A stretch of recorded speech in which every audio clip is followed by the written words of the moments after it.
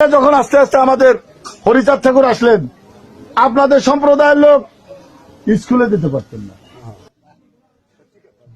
সে চকিতে বসতে পারতেন না, পিড়িতে বা বাটিতে বসে থাকা লাগছে। উনি এসে কি করছেন? সবাই সম অধিকার দিচ্ছেন।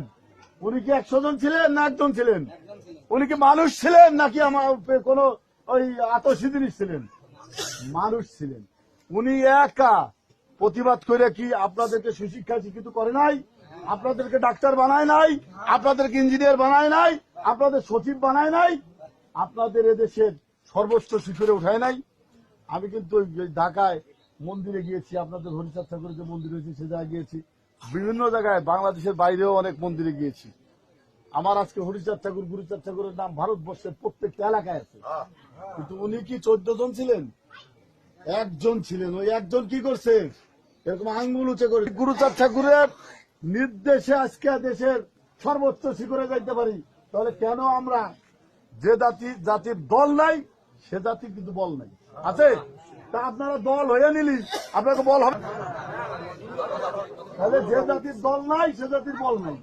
তা আপনাদের দল আছে নাকি? দল আছে? তাহলে কি আপনাদের বল আছে? অবশ্যই আপনাদের বল আছে। সুতরাং আপনাদের চিন্তা করার কোনো কারণ